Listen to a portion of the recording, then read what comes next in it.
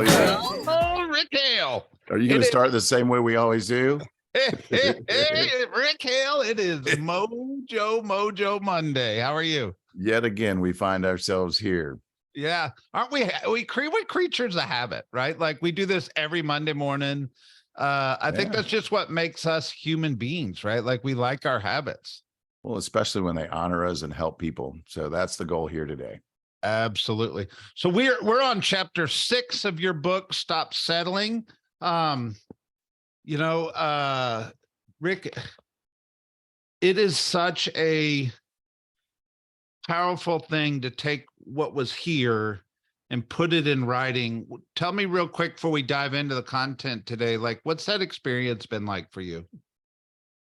Well, I mean, partially therapeutic to some degree to, after running around Earth for 57 years and to document some of the things that have impacted me in ways that I hope the world not only, I guess, reads or accepts or absorbs, but maybe it helps trigger, a better day, a better perspective, and maybe some tools and resources to elevate your game. It's been good and it's exciting. And it's also, terrifying to know that my story's there's permanence when you write a book and permanence when you publish a book. That story's been delivered to the universe, man. All I can do is sit back and take the feedback and love on people the best I can. And, there you go. Another experience. How fitting for our topic today, beyond a doubt, right? 100% ties right in, doesn't it? I didn't even tee that up, but thank you for that. So you started this chapter with an excerpt out of a book called Emotional Agility. And the excerpt says, all healthy human beings have an inner stream of thoughts and feelings that include criticism, doubt, and fear. That's just our minds doing the job they were designed to do, right? Trying to anticipate and solve problems and avoid potential pitfalls.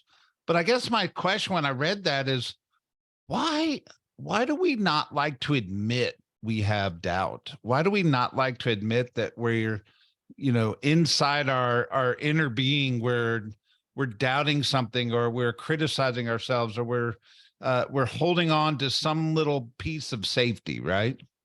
Yeah, I mean, step one, though, Brett, is to recognize that your brain's job isn't to help you fulfill your dreams and elevate above, and reach your potential. Your brain's really just there to protect and preserve what it's been given responsibility for, and that's your body, and to keep you alive, and to, food, shelter, to reproduce. To those are the things. Fight or flight, right? Yeah, that's it. It's here to keep you from making really dumb mistakes that are permanent. It's not sitting around posturing naturally, at least in its organic state, how to, create wealth or a path to, holistic happiness. That's not its goal. And so I think in the spirit of that reality, I think you have to reprogram. And the emotional agility piece is really simply put, being able to navigate your limiting beliefs and to navigate fear in a way that doesn't, keep you in a disabled state and allows you to take steps forward consciously, so that eventually your subconscious brain, which is part of the emotional agility, sort of you almost like you retrain it and you teach it to see things differently by simply having an activity-based life that goes, hey, there's an evidential path, and you can do that, and it is safe, and you are better for it. And then it's almost like a conversation with your external and internal brain, and that's really what it is. 100%. And but it's a really big conversation inside of us, because it actually allows us to go live big lives, right? And do great things. And one of the things about it that I think is interesting, another article in here by, I guess it's called Inc., talks about self-doubt's probably the most powerful limiting force in our life, right? Left unchecked, meaning we don't check in on that self-doubt, it can define who we are and determine what we're even able to do, right? Like we actually have to address our own self-doubt head on in order to actually go become empowered by our goals, our dreams, right? Yeah, most people are more influenced by fear than opportunity, and that's what it boils down to. And fear is a safety mechanism. Opportunity requires conscious effort and reframing. Yeah, 100%. Our company, Keller Williams, has these 6 personal perspectives, and one of them's removing limiting beliefs. And I used to, when I would teach this class, I would always talk about how I fundamentally believe that everybody in the world has that person in their life that believes in them more than they believe in themselves, whether it's a parent or a spouse, a best friend, a child, a mentor. Yet you kind of shattered my thinking in this book with a story you told, because I know in your heart, and I don't know how deep we want to go into this, but serving underprivileged children is a big part of your heart, right? And you tell a story in this book about when you were checking on an REO property and probably not the best part of town, or an economically challenged part of town, I guess is probably a better way to say it. And there were 2 young kids playing in a puddle in the middle of the street. Yeah, I mean, it was straight up dangerous neighborhood, especially at certain times of day. But we were checking on a foreclosure that had been abandoned, and there were 2 kids on a post rainy morning, and they were literally in the street. I had to drive around them, and I started searching for a role model or someone watching them, a parent, and all I could spot was someone on a swing up on a porch and up on the hill of their house. So I assume it's their house, and taking a nap with a bagged a drink in a brown paper bag, and they More or less passed out, basically. yeah, pretty Yeah. much. And these kids, I guess when we stopped and we kind of sat there, they didn't even move. It was like they were almost immune to our presence and unaffected, and like, this is just how life is. And at least that's how it felt. And they scurried about once we finally kind of tapped the horn, because I was fearful for their safety, being they were in the street, not exaggerating. And then as I turned the corner, there was what looked to be a streetwalker who was coming home, I assume, because this was early in the morning, and a drug dealer next to him. I mean, at least the evidence looked like it to me. And so I'm thinking, man, where are they gaining their influence? Who's their rally cry? Who's their advocate? Who's their voice of potential and possibility? Yeah, and it was a sad moment. You wrote in the book, you said, I sat there and I asked myself, who are the role models for these 2 children? 3 square meals, ? Tucked in every night safely with a couple of fun kid books read to them. Where will they be in 10 years, 20 years? How do they flip the script on their circumstances and create a brighter future? I got to, in my head, play out this scenario and believe this is one of the defining conversations that happened in your head that might have led you to get involved with Camp Grace, which is another part of this chapter. Yet the conversation I want to have on Mojo today is there really somebody in everybody's life that believes in them more than they believe in themselves? I mean, that's a personal question that everyone should ask themselves. But Yeah. I will say this, there probably are advocates. And the question is, are you listening, and who do you believe? You know what I mean? Yeah. There are voices, and based on the power of your own inhibited thinking or your limited thinking, do you absorb the negative sources of information about yourself, or do you lean in and seek out people who are advocates, who think that you have potential and believe in you? And so I'd like to think that there's always someone in your path that's going to at some point encourage and commit to your well-being in a conversation or in a moment to make you feel better about your possibility or potential. But if you don't, here's the thing. I think if you're listening today and you're like, man, I really don't have that leveled up advocate Yeah. or that role model, then, I think it's incumbent upon you, if it's to be, why not me? You have to go find those people.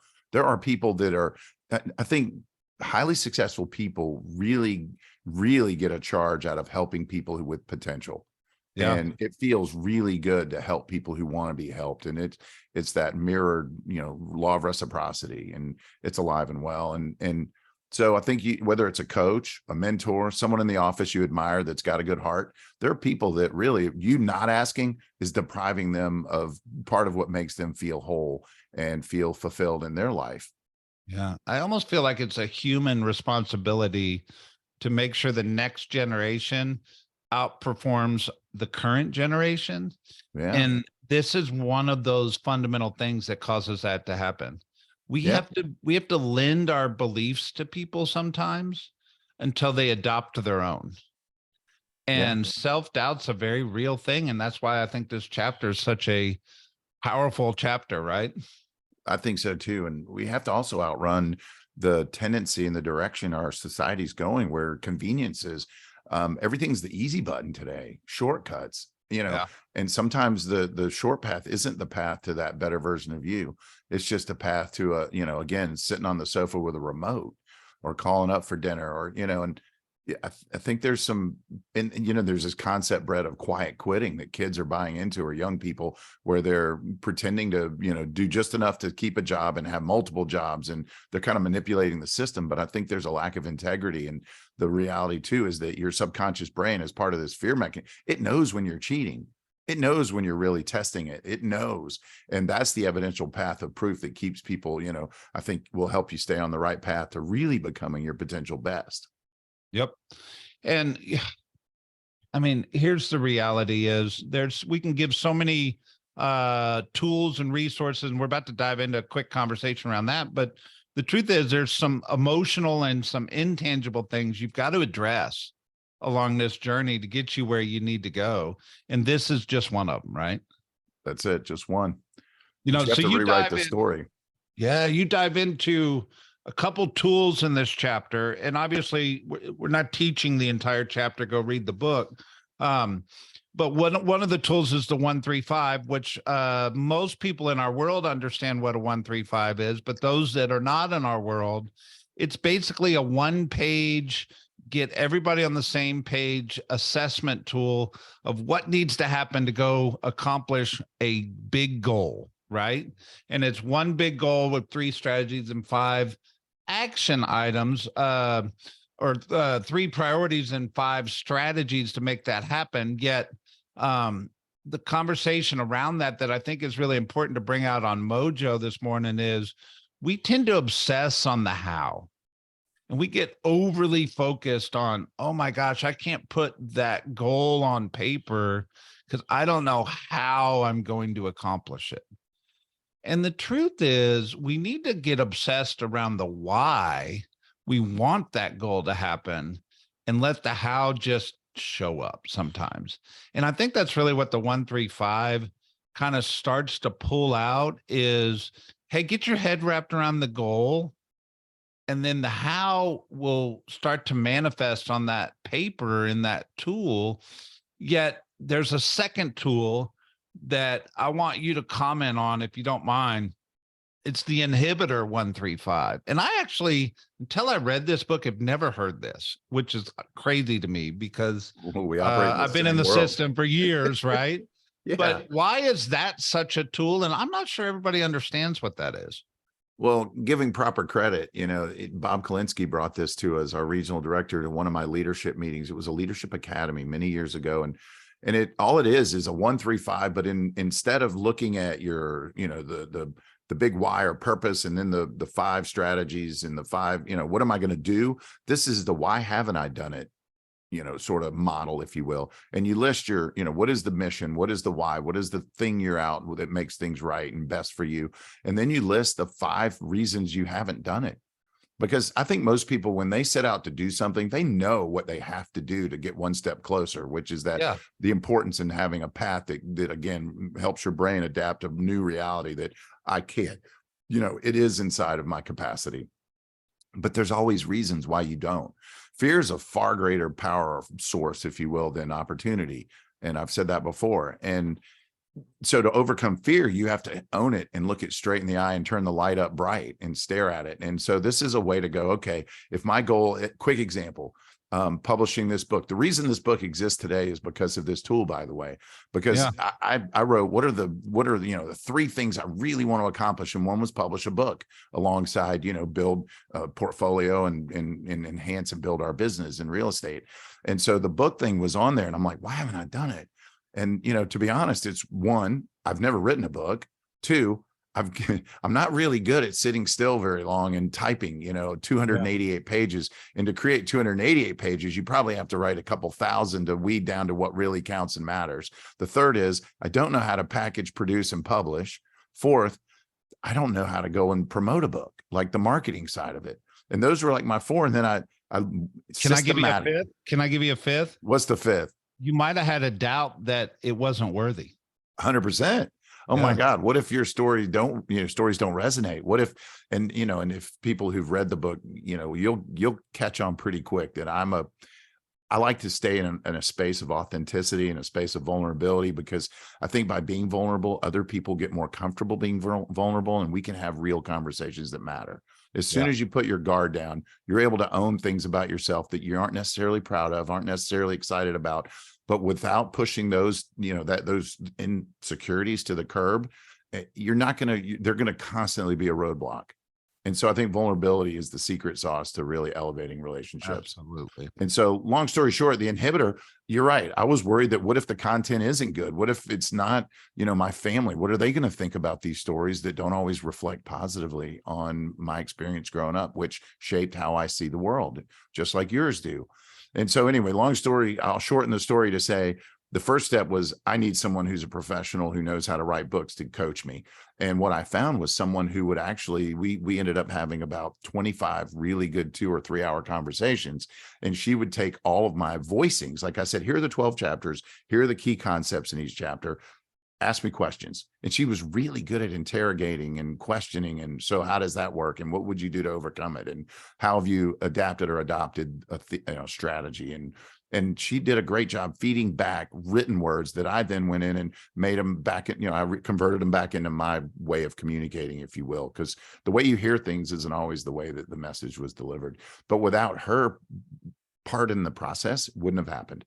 I could not have written 1,000 pages or typed 1,000, but I can have conversations that matter all day, every day, because it's kind of my love language and the way I like to communicate. The other was and then I kept kept calling on people. Who do you know? Who do you know that does this? Because who's a bigger answer than what, more often than not. So who's a massive, it's a massive key to unlock doors. And so then I found someone. Not how. Notice I didn't. If you find the right who, they'll help you execute a how if it's not in your natural core genius or your natural capacity. And so I found someone who's really good at then framing the book to look like a book. And then he also had relationships with publishers and distributors and warehousing and drop shipping and all the things that help. The book's now on Amazon, man. I pinch myself. It's the craziest thing to wake up on the other side of this and have a tangible product to be proud of. But it took a few years. It didn't happen overnight. It wasn't a one swing. And I think most people, because of going back to the statement about conveniences, want their dreams to show up tomorrow. Tomorrow is just one step closer to your dream if you stay the course. If it's a dream worth having, it's not easy and it's not going to happen in a minute. And we like microwaves over crock pots, man. Heat it up. Feed it to me now. I'm not waiting. I'm not going to go out and hunt for my dinner. That's for damn sure. Right? No, we get caught up in the how. We do. But the why is I'm hungry. There you go. All right. But you got to feed it. It's only fair. I always ask you a question. It says, the question at the back of the book says, what are some projects or activities you would have tried by now if you were assured you couldn't fail? So on a personal level, the book, obviously, right? Right. The book was a big one. If I thought I couldn't, but at some point I created again enough feedback from professionals that have histories and have a track record and a resume for doing it. So I believed in them more than I believed in myself at times. And then they reflected back the power of potential. And potential is a beautiful thing to have. And, I love this saying, by the way. How do you know when someone needs inspiration or lift up? And the answer is because they're breathing. How do you? And so I guess if you said what, by the way, I'll start with this. Your bucket list should be your fear list. It unlocks your potential, builds self-esteem. And at some point, your identity as someone more capable shows up when you overcome things. If you want to love yourself more, do something that's really hard. And so for me, when I look at my bucket list, I've done so many things. I mean, there's still traveling to do and there's still experiences to have. And I think it'll evolve when my kids one day have kids and there's grandchildren in the picture, and it'll be an exciting day one day. But I tell you, the one anchor I drag around is I've got some friends who are really elite athletes. And I think I'm athletic, but not elite. And they run these triathlons and then they go climb, Machu Picchu and Everest. And I'd love to think that I had the physical capacity, and my fear is massive around running a triathlon. Really? So honestly, if we're asking you the question, you would have tried a triathlon by now if you knew you couldn't fail? Absolutely. I would, that's Meaning you definitely, would have finished it. I would have at least given it a full swing. And so to my credit, I suppose I'm doing a sprint triathlon this summer again up on Lake Lanier here in Atlanta. And I've done one before, but you know, where I think I need help, I need a coach, a role model, and some inspiration to train better for it. And Yeah. so I think in life, I think we all have goals and we think we can do it and we know we could, but we just haven't committed to the process of actually achievement. And it takes a step every day towards that goal. Yeah. Are you putting that out there now?